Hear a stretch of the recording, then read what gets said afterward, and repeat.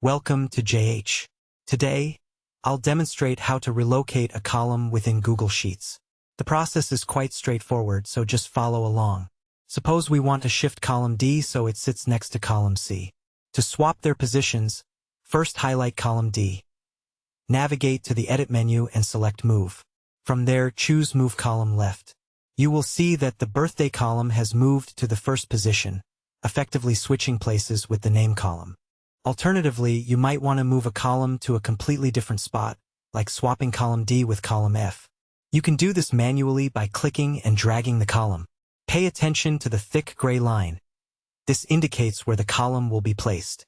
Let's drop it at the very end of the table. Now, the name column is positioned at the far right. It really is that easy. Thanks for watching. If you found this guide helpful, please like the video and subscribe for more. See you in the next tutorial.